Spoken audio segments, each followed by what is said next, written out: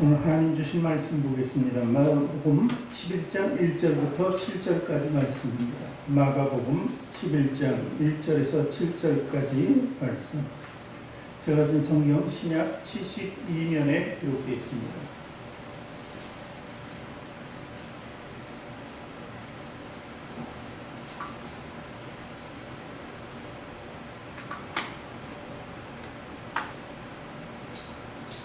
신약성경 72면에 기록되어 있는 마가복음 11장 1절부터 7절까지 말씀을 우리 함께 또박또박 읽어나가겠습니다. 그들이 예루살렘에 가까이 와서 감람산 벳바게와 베다니에 이르렀을 때 예수께서 제자 중 둘을 보내시며 이르시되 너희 맞은편 마을로 가라. 그리로 들어가면 곧 아직 아무도 타보지 않은 나귀 새끼가 매어 있는 것을 보리니 그로 끌고 오라. 만일 누가 너희에게 왜 이렇게 하느냐 묻거든 주가 쓰시겠다 하라. 그리하면 즉시 이리로 보내리라 하시니 제자들이 가서 본즉 나귀 새끼가 문 앞 거리에 매어 있는지라. 그것을 보니 거기 서 있는 사람 중 어떤 이들이 이르되 나귀 새끼를 풀어 무엇하려느냐 하며 제자들이 예수께서 이르신 대로 말한데 이에 허락하는지라. 나귀 새끼를 예수께로 끌고 와서 자기들의 겉옷을 그 위에 얹어 놓음에 예수께서 하시니 아멘. 두 손을 가슴에 얹고 저를 따라 고백하시기 바랍니다. 하나님께서는 나를 사랑하십니다. 하나님께서는 나를 사랑하십니다. 하나님께서는 나를 존귀하게 여기십니다. 하나님께서는 나를 존귀하게 여기십니다. 하나님께서는 나를 축복하십니다. 하나님께서는 내 문제를 해결해 주십니다. 믿음의 고백이 되셨습니까? 아멘. 우리 앞뒤 저는 좌우에 계신 분들에게 우리 새해 복 많이 받으세요. 새해 복 많이 받으세요. 새해 복 많이 받으세요. 새해 복 많이 받으세요. 많이 받으세요. 많이 받으세요. 설날이 그저였습니다. 새해 인사를 주고 드립니다. 새해 복 많이들 받으시기 바랍니다. 복이라는 게 우리 축복이라고 하죠. 하나님의 축복을 받으시는 우리 성도들이기를 원합니다. 쓰임받은이라는 제목을 가지고 오늘을 나누기 원합니다. 오늘 아침에 제가 이제 모든 준비를 마치고 집에서 나오는데 저희 집에 뜻하지 않게 강아지가 두 마리가 생겼어요. 두 마리가 생겼는데 가만히 보니까 이 두 마리가 앉아있는데 그 시선이 두 마리가 밥을 잘 주는 우리 사모님 그 시선이 거기 가 있더라고요. 근데 내가 지나가서 살짝 보니까 갑자기 두 얼굴을 걔가 저한테로 또 돌리더라고요. 똑같이 무슨 움직임이 똑같아요. 그것을 보고 야, 얘네들은 그냥 주인 바라기만 하는구나. 참 희한하다. 하긴 뭐 주인이 먹여주고 입혀줄 건 없지만 그래도 모든 것을 잠자리까지 잘 제공해주고 잘 케어해주니까 주인만을 바라보겠죠. 본능적이라고 할 수 있습니다. 우리는 참 이성을 따라 사는지 그 이성은 사람의 것이잖아요. 우리 사람들은. 그래서 어떤 때는 이렇게 개처럼 본능적으로 안 살아가고 이성으로 살아갑니다. 그래서 내가 필요한 것이 있을 때는 필요한 것을 눈을 두죠. 세상적으로 필요한 것이면 세상의 눈을 둬야 되는 거죠. 원래는 우리가 만들어질 때 하나님을 보게 되어 있습니다. 뭐 걔가 본능적으로 하는 것은. 그래도 우리도 본능적으로 그냥 하나님만 보면 어떨까 이런 생각이 들었습니다.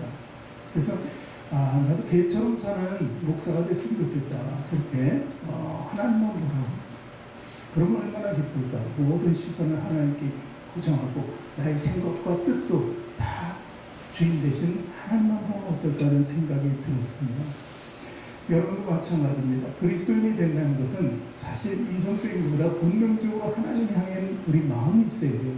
그러니까 항상 자기를 모르게 모든 것이 하나님께 초점을 맞춰가는 그 삶이 되어야 한다는 것이죠. 그런 삶을 사는 주인공이 돼서 하나님 기쁘게 하는 거예요. 보니까 그렇게 보고 있으면 좀 애처롭기도 하고 뭐 줄 거 없을까? 얘네들이 이렇게 보는데 기쁘게 해줄 게 없을까? 그런 생각이 들더라고요. 그러니까 자꾸 뭐 간식도 주게 되고 이런 느낌을 받습니다. 어쨌든 우리도 하나님께 초점을 맞추고 산다면 하나님께서 우리가 구하는 것이 무엇일까? 뭐 분명히 알고 계시지만 거기에 더한 놀라운 축복이 있을 것이라 믿습니다. 오늘 말씀으로 들어갑니다. 이 본문에 나타나는 말씀, 예수님께서 세계의 마지막 부분입니다. 사실 마지막 점이라고 볼 수 있습니다.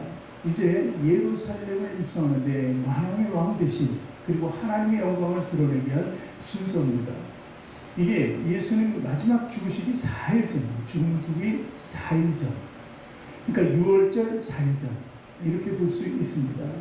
이때 주님께서 그곳에 도착하셔서 이제 나귀를 한 마리 데리고 오라고 얘기합니다.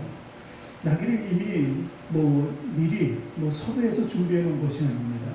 그냥 가서 제자들 두르고 해서 데리고 와라. 그럼 줄 것이다. 내가 쓰면은 그가 내줄 것이다. 이렇게 얘기합니다. 이 6월절에 이스라엘 당시 보면은 굉장한 인파가 몰립니다. 주변에 한 30km 이내에 있는 모든 사람들은 예루살렘으로 올라오게 되는 게 법이었습니다. 그리고 또 많은 사람들이 그때를 또 고향으로 돌아가는데, 그래서 많은 흩어져 있던 유대인들도 그때는 6월절을 기념하기 위해서 성전에 올라가는 것이죠. 보통 그 당시 인구 치면은 많은 250만에서 270만 명이 모였다고 합니다. 그리고 그때 드려진 염소 제물만 해도 25만 마리 정도 됐다고 이렇게 역사적으로 기록하고 있는 것이죠. 어쨌든 이렇게 왕으로서 예루살렘에 들어가면은 예수 그리스도, 그리고 6월절에 어린 양이라는 그 말이 어디서 나왔습니까? 6월절에 십자가에 못 박혀 죽으셨기 때문에, 희생 제물이 되었기 때문에 그런 것이죠. 그런데 그 장면에 이 4일 전에 모습이 나타나는 것이죠. 그래서 왕으로서 입성하는 예수 그리스도, 그러면 그때 쓰임받은 것은 과연 무엇일까? 예수 그리스도를 따르는 무리들이 많았습니다. 제자들은 역시 성년회를 같이 했었죠. 근데 정작 쓰임받은 것은 바로 나귀였습니다. 그리고 나귀 주인이었어요. 보잘것없고 고작 그거밖에 안 돼? 좀 화려하게 예수님이 들어가실 수는 없나? 예수님은 만왕의 왕이시잖아. 하나님의 영광을 나타내는데 고작 그렇게밖에 안 되나? 그 화려한 극치를 이룰 수 있는 그 장면을 연출할 수도 있었는데 그렇지 않았다는 것이죠. 그 쓰임받은 나귀 주인과 나귀를 봅니다. 그럼 어쩌면 예수 그리스도와 이 한 분과 이 한 사람, 그리고 한 마리의 나귀를 보면 공통점이 있는 것을 우리가 알 수 있는 것입니다. 첫 번째 공통점은 바로 희생이었다는 거예요. 셋 다 희생입니다. 나귀주는 애써 키운 나귀에서 난 새끼를 주님께 드려드리고, 나귀 새끼는 전부 자기 등에 예수님을 태우게 되는 것이죠. 이 순종과 희생을 드리는 것이죠. 어쩌면. 그런데 예수 그리스도도 마찬가지예요. 사이비에 맞이할 죽음을 위해서 희생하기 위해서 그렇게 들어갔다는 것을 알 수 있는 것입니다. 그래서 마태복음 16장 24절에는 희생의 본을, 희생의 삶을 본인을 통해서, 예수님을 통해서 우리에게 보여주는 거죠. 그리고 우리에게 공부하는데, 같이 한번 읽어보겠습니다. 예수께서 제자들에게 이르시되 누구든지 나를 따라오려거든 자기를 부인하고 자기 십자가를 지고 나를 따를 것입니다.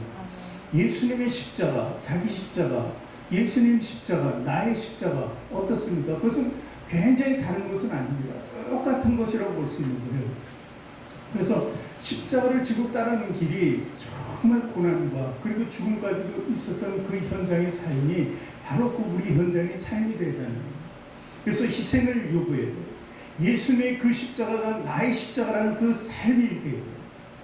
예수님의 십자가는 정말 크고 무겁고 힘든 것이고, 나의 십자가는 가볍고 그냥 내가 그 소지품처럼 슬쩍 들고 다니는 그런 십자가가 아니고, 예수님이 지고 가셨던 그 골고다 현장에 지고 가셨던 그 십자가가 바로 나의 십자가가 되는 거예요. 예수님이 그렇게 십자가를 지셨던 이유가 나를 위해서입니다. 그래서 그 십자가는 나의 십자가다. 그리고 그 십자가는 희생을 의미한다는 것이죠. 그것이 바로 공통점이에요. 희생이라는 것입니다. 또 기다림이 있었다는 거예요. 나귀 주인과 나귀 새끼는 태어난 지 얼마 안 됐지만 자기를 누군가 써주기를 기다렸다는 것이죠. 또 예수님도 그때를 기다린 것입니다. 그래서 스가랴서 9장 9절에 보니까 이것이 이미 예언되어 있었던 얘기예요. 약 500년 전 이야기인데, 시온에 따라 크게 기뻐할지어다. 예루살렘에 따라 즐거이 부를지어다. 보라, 네 왕이 네게 임하시니 그는 공의로우시며 구원을 베푸시며 겸손하여서 나귀를 타시나니 나귀의 작은 곧 나귀 새끼라 이렇게 기록이 되어 있는 것입니다. 그러니 나귀 주인도 그렇고 나귀 새끼도 그렇고 예수님도 똑같이 이때를 기다려왔던 것을 알 수 있는 것입니다. 그러니까 다른 말로 해놓으면 이들의 목적은 뭐예요? 다 하나님의 영광을 위해서 쓰임받기 위해였다는 거예요. 첫 번째가 희생이었다면, 두 번째가 기다림이었다면, 세 번째 공통점은 하나님의 영광을 위해서 쓰임받았다 하는 것을 얘기합니다. 자, 마가복음 11장 우리가 7절까지 읽었는데 7절서부터 10절까지 한번 읽어보겠습니다. 나귀 새끼를 예수께로 끌고 와서 자기들의 겉옷을 그 위에 얹어놓으며 예수께서 타시니 많은 사람들은 자기들의 겉옷을 또 다른 이들은 들에서 뺀 나뭇가지를 길게 펴며 앞에서 가고 뒤에서 따르는 자들이 소리 지르되 호산나 찬양하리로다. 주의 이름으로 오시는 이여 찬양하리로다. 오는 우리 조상 다윗의 나라여 가장 높은 곳에서 호산나 하더라. 이 말씀은 사실 공관복음서 요한복음 빼고 마태복음과 누가복음에 같이 기록되어 있는 말씀에 똑같다는 것을 볼 수 있죠. 그런데 이 호산나 찬양하는 구원자 메시아를 찬양하는 것입니다. 나를 구원하소서 이런 뜻이거든요. 이 구원은 누가 할 수 있습니까? 예수님이 할 수 있죠. 그런데 예수님을 통해서 하나님이 하시는 거죠. 그러니까 하나님의 영광이 드러나기 위해 그런 공통점이 있었다는 것을 우리는 알 수 있는 것입니다. 당시 그 사람들은, 이스라엘 백성들은 로마의 압제에서 벗어나기를 원했어요. 그리고 아모랄 시대를 벗어나는 그런 놀라운 일들을 기대하고 있다는 거예요. 그러니까 메시아만을 기다렸던 것이죠. 그래서 그들의 호산나 호산나 외치는 것은 바로 승리의 함성이다. 이제는 모든 것이 이루어졌다. 구원의 때도 왔고 메시아의 때도 왔고 이제 우리를 자유롭게 해주는 그때가 왔다고 그들은 소리친 것입니다. 바로 이런 예수님을 통해서 우리가 오늘 세 가지 공통점을 발견했다면 그것은 나의 공통점이 되어야 돼요. 나귀 주인의 공통점, 그리고 나귀 새끼의 공통점, 예수님의 공통점이 따로 별개에 따로 있는 것이 아니라 모든 믿는 자들, 구원받은 자들, 예수 그리스도를 믿는 크리스찬들에게는 바로 이 세 가지 공통점이 있어야 한다는 것입니다.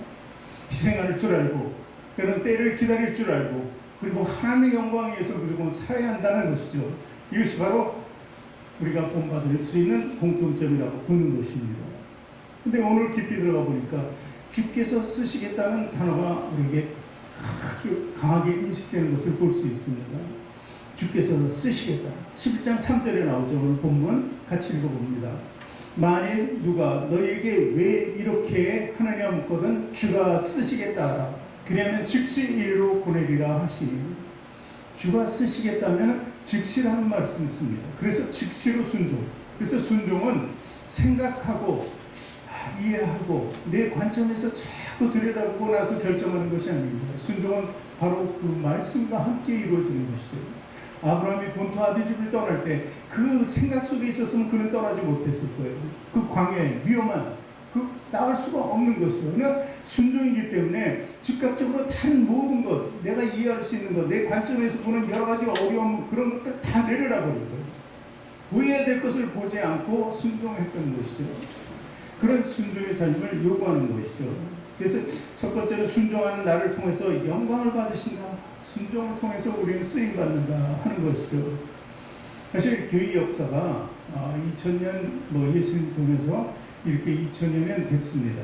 그러나 그 모든 것이 순종으로 될 겁니다. 순종은 희생에 따른 거죠. 예수 그리스도의 제자들이 성령 받고 이제 제자들이 예수님의 모든 사역을 그대로 따라하게 됩니다. 무엇을요? 죽음으로 하는 것이죠. 죽음으로. 그래서 이 죽음으로 순종했다는 그들을 보면 자기 영광이나 하나님의 영광을 위해서 했던 것을 볼 수 있는 것입니다.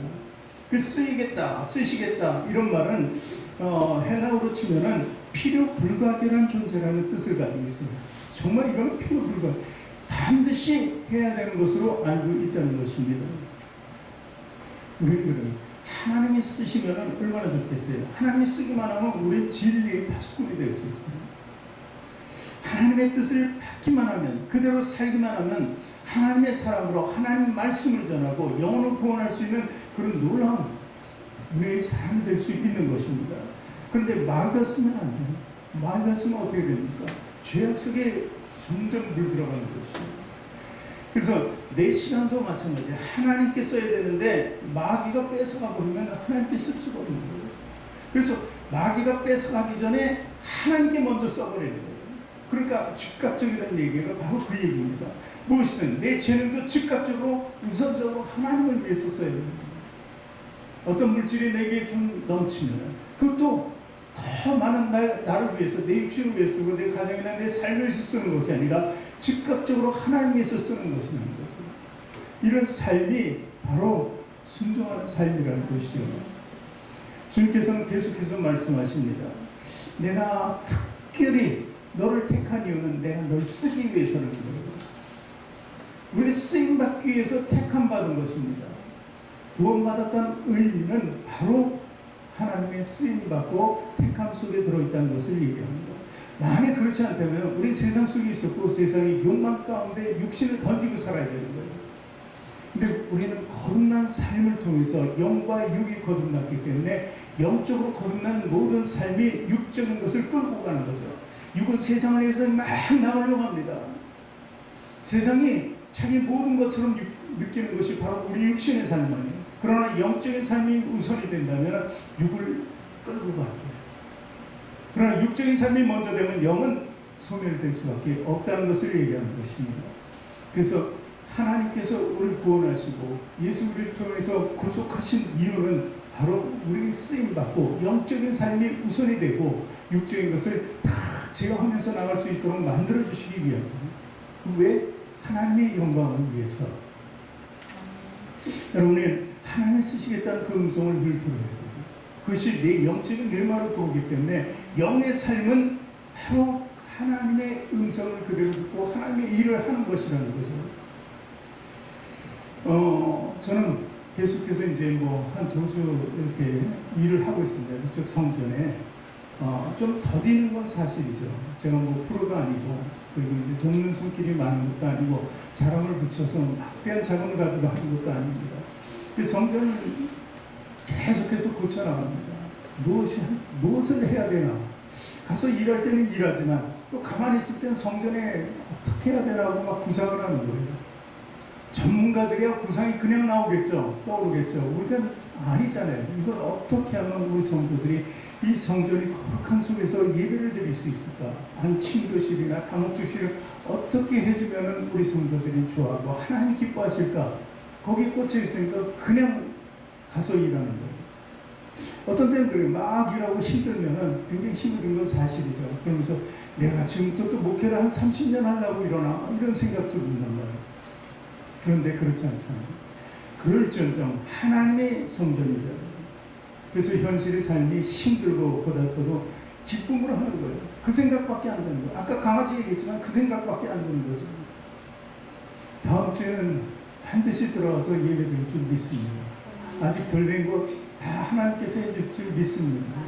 우리가 하는 것이 아니라 하나님이 하시는 거예요. 여러분들이 도움과 쓰임받은 모든 손길들이 하나님께서 하시는 걸로 믿습니다. 비록 나는 할 수 없어도 내 기도가, 이 파워풀한 기도가 나에게 목사에게 또 어떤 지혜를 줘가지고 정말 잘할 수 있게 할 거예요. 그 가서 만지는 손길마다 내 기도를 통해서 아름답게 만들어 갈 거예요. 이 정도는 해야 되잖아요. 이제 세상에서 쓰임받는 사람은 사실 뛰어난 사람입니다. 하늘나라에 쓰임받는 사람 있잖아요. 이렇게 두 가지를 보십시오. 세상에서 쓰임받는 사람, 잘 나가는 사람들은 어떤 사람이에요? 난 사람이라고 그래요. 난 사람. 잘났네. 이런 거죠. 그런데 하나님께서 요구하시는 사람은 어떤 사람? 된 사람이에요. 된 사람. 우리 그러잖아요. 어릴 때 잘해서 좀 사람 좀 되라고 그러죠. 남편한테 하는 얘기가 좀 사람 좀 되라는 얘기하죠. 그러니까 사람이 돼. 그러니까 우리는 된 사람이 돼야 돼요. 난 사람이 아니고 된 사람을 요구하신다는 것이죠. 그래서 이 된 사람이 되기 위해서는 하나님의 영광에서 늘 거듭날 수 있어야 돼요. 사도 바울처럼 늘 죽고 다시 사는 거죠. 육신은 죽고 내 영은 산다는 그런 각오로 살아가는 것이 바로 우리 삶이 되어야 된다는 것입니다.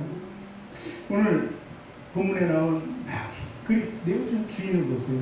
둘이 어쩌면 합력해서 선을 이룬 거예요. 거기다 파워풀한 한 선은 뭐예요? 예수님이 거기서 합력한 거예요. 예수님이 함께 하시니까 하나님의 뜻을 온전히 이루어갈 수 있는 그런 넉넉한 기반을 만들 수 있었다는 것을 볼 수 있는 것입니다.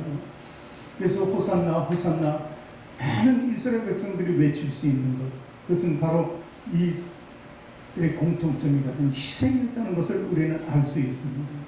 여러분도 주님 앞에 어떠한 희생이 있더라도 감수할 수 있는 그런 놀라운 쓰임받는 귀한 지체들이길 주님의 이름으로 부탁드립니다. 또 하나님께서는 부족함을 통해서 쓰임받게 한다는 이들이 넉넉한 것이 아닙니다. 나귀 주인이 넉넉한 것이 아닙니다. 나귀가 뭐 새끼에 불과한데 더 큰 나귀, 아니 말이었으면 더 좋았겠죠. 그러나 그 부족한 가운데 쓰임받는 것을 볼 수 있다는 것입니다. 성경은 말합니다. 하나님 말합니다. 잘나고 그리고 똑똑한 사람을 들어쓰지 않는다고 했습니다. 그들은요, 왜? 본성이 이성으로 가득 차 있기 때문에 그래요. 그래서 그 사람들은요, 육신적으로 살아가기 때문에 참 쓰기가 어려운 거예요. 그래서 고린도전서 1장 27절 28절 말씀에 이렇게 기록되어 있잖아요. 그러나 하나님께서 세상의 미련한 것들을 택하사 지혜 있는 자들을 부끄럽게 하려 하시려고 세상의 약한 것들을 택하사 강한 것들을 부끄럽게 하려 하시며 또 하나님께서 세상의 천한 것들과 멸시받는 것들과 없는 것들을 택하사 있는 것들을 폐하려 하시나니 28절 말씀 좀 지나친 말씀처럼 들리잖아요. 천한 것, 멸시받는 것, 없는 것 택했대요. 이게 누구예요? 저와 여러분이에요. 하나님은 우리를 그렇게 보시는 거예요. 너희들이 뭐가 있냐? 너희들이 잘났냐? 천한 거예요. 너희들은 멸시받는 거예요. 너희들은 없는 거예요. 어쩌면 세상 사람들이요, 이 잘 나가는 사람들, 아까 잘 난 사람들이 우리를 보고 그럴 거 아니에요. 에이 천한 거, 에이 멸시받는 거. 그렇게 한단 말이에요. 요즘 코로나 때문에 교회에서 확진자가 나오니까 얼마나 더 심합니까? 이건 천한 것, 멸시받는 것, 없는 것 정도가 아니에요. 욕이란 욕은 다 구사해서 막 사용해서 올리는 것을 볼 수 있다는 것입니다. 그러나 하나님께서는 그렇더라도 그들을 택했다는 것을 볼 수 있는 것입니다. 그러나 왜 이런 사람들을 사용할까요? 쓸모 없는 것 같이 보이는데 하나님은 거기서 쓸모 있는, 쓰임새 있는 그런 쓰임받는 자들을 탄생시키는 거예요. 이게 재탄생이잖아요. 이게 거듭남이에요. 창조적 원리라는 거예요. 우리 옛날의 본성은 절대 순종하지 않아요. 근데 하나님 믿고 그 믿음이 들어오고 구원받은 자로서 살아가는 그런 우리 넉넉한 삶이 있으니까 그때는 이제 우리가 쓰임받기를 오히려 원하면서 살아간다는 것이죠. 하나님은요, 우리가 위대해지기를 원해요. 왜냐하면 우리들이 그 없는 것, 천한 것, 멸시받는 것들이 정말 반전적인 삶을 살면요, 다른 사람들은 정말 위대한 거예요. 야, 나는 내 일생을 나를 위해서 이렇게 살아가도 고작 이것뿐인데 저들은 없는 가운데서 저렇게 살아간다. 그 삶이 성공이다. 우리가 볼 때 그 삶이 넉넉하고 부러워 보일 때 우리는 그 위대한 가치 있는 삶을 살아가게 된다는 것입니다. 인류를 구하기엔 엄청난 새 생명의 역사를 쓰기 위해서 예수님이 들어가시잖아요. 들어가는데 그 새 생명의 큰 역사가 고작 나귀 주인의 희생과 나귀 새끼 희생으로 이루어졌다는 사실입니다. 아주 작은 것이지만 우리 인류 역사 속에는 아주 가장 큰 위대한 사건이라고 볼 수 있는 것입니다. 주님께서는요, 우리 외모를 보지 않는다고요. 내면의 믿음을 보는다고요. 학력이요? 아니요, 학력 보지 않아요. 하나님에서 쓰임받는 능력을 보는 거예요. 그 능력은 또 예수님이 주시잖아요. 우리 가난함을 봅니까? 아니에요. 우리가 가난하고 정말 없는 것 같이 보여도 우리에게 은사를 주시잖아요. 하나씩 성령을 받은 성령을 통해서 은사를 줘서 하나님 일을 하게 되는 거예요. 내가 그전에 할 수 없었고 내 열등감 때문에 하지도 못했었는데 그걸 다 이겨내고 내가 언제 이런 재주가 있었지? 그 재능을 가지고 하나님 일을 위해서 일한다는 것이죠. 그것이 바로 하나님께서 원하는 쓰임받음이라는 것입니다. 여러분, 모세가 하나님의 부름을 받았을 때 뭐라 그랬어요? 저는 이게 분해, 이게 말을 잘 못하기 때문에 전 쓰지 마세요. 그런데 하나님께서 쓰잖아요. 그러면 네 형 아론을 붙여줄게. 아론은 그래도 말 잘하잖아. 그래서 아론을 붙여줘서 사실 이 모세가 좀 우둔하고 말을 잘 못한다는 얘기는 모세의 삶이 애굽의 궁전의 삶이었어요. 그렇잖아요. 그리고 이제 거기를 떠났기 때문에 사실 히브리 민족의 역사 속에 있는 그 단어를 잘 못 구사하고 그들의 이해하고 헤아리지 못했던 것도 있습니다. 그런데 아론은 거기서 살고 자랐으니까 잘 알잖아요. 그 안에서. 그래서 아론을 붙여준다고 하셨고, 근데 결국 보면 모세가 설교다 했어요. 그렇죠? 그러니 이 모세가 아무리 어려도 하나님께서 만들어 쓰신다는 것입니다. 또 이세의 아들 중에 엘리압이라고 있어요. 엘리압이 제일 큰, 그 중에 이세의 아들 중에서 왕을 택한다고 했는데 8명이 있어요, 그 자식이. 근데 제일 맛이 멋있게 생기고 그 왕이 되는 것이 당연하잖아요. 장자니까. 그리고 이스라엘은 장자의 권한이 굉장히 세단 말이죠. 그런데도 불구하고 날짜인 누굴 택했어요? 다윗을 택했다는 것을 볼 수 있습니다. 보기에는 쓸모없는 것 같아도, 아닌 것 같아도 하나님께서 쓴 것은 결국 보잘것없고 연약한 자를 쓰시기도 한다는 것을 우리는 알아야 합니다. 그래서 외모를 보지 말라, 이런 말이 그 성경 속에서 우리에게 다가올 때 정말 하나님께서는 중심을 보시는구나. 나의 중심이 얼마나 튼튼해져야 될까, 든든해져야 될까. 하나님께서는 나의 가운데를 보시는 거예요. 하나님께서는 나의 영적인 마음과 영과 혼을 다 보시는 거예요. 그러니까 그래서 골수까지도 쪼갠다는 말씀도 주시는 거 아닙니까? 사무엘상서 16장 7절에 보니까 이 말씀이 기록되어 있어요. 여호와께서 사무엘에게 이르시되 그의 용모와 키를 보지 말라, 내가 이미 그를 버렸노라. 용모와 키가 준수했죠, 사무엘이. 그랬어요. 그러나 버렸다고 했습니다. 그리고 내가 보는 것은 사람과 같지 아니하니 사람은 외모를 보거니와 나 여호와는 중심을 보느니라 하십니다. 그러니까 우리 삶의 중심이 얼마나 중요한가 그걸 나타내 주는 거예요. 그걸 볼 수 있는 거예요. 하나님께서는요, 어쨌든 이 한 세대 속에서 우리를 사용하기 원한다는 거죠. 그것을 우리 머릿속에 놔야 됩니다. 그래서 그 삶을 드려야 돼요. 우물가의 수가성의 여인, 그 여인을 보세요. 그 여인은 사람들 앞에서 고개도 못 쳐들고 다른 여자입니다. 자기 죄가 있으니까. 그래서 그 정오에 한낮 뜨거울 때 물 길러 오잖아요. 그 뜨거운 때. 그런데 그가 은혜를 받으니까, 성령을 받으니거든요. 막 가서 예수님을 전해요. 피해 다니고 숨어 다니던 그 여인에게 그런 능력이 나타나는 거죠.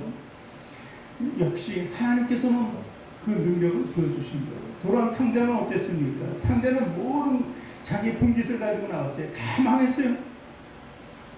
돼지에게 주는 지역나무 열매조차 먹을 수 없는 그런 비천한 산책이 있었단 말이에요. 그런데 집으로 돌아오잖아요. 돌아왔을 때 아무것도 없는, 그냥 버림받아야 되고 죽어야만 되는 그런 사람도 하나님께서는 그를 쓴다는 거예요. 다시 회복시킨다는 거예요. 그리고 우리 죄가 허다해도 주같이 붉을지라도 용서해 주시는 하나님이잖아요. 그 용서와 함께 우리를 쓰임받게 해주신다는 거예요.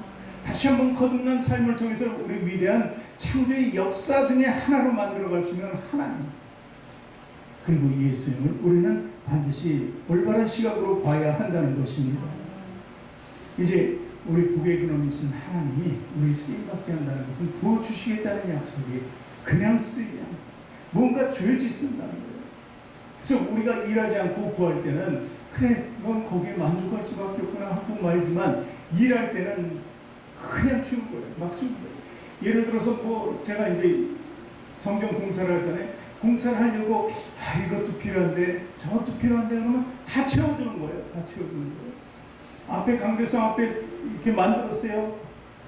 야, 처음 하는 사람이 현종근 집사가 만들었는데 어떻게 저렇게 만들었을까?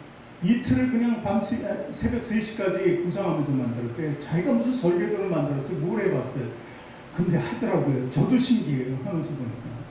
저 누가 할까요? 그랬는데 하더라고요. 그래서 돈을 얼마나 줘야 될까요?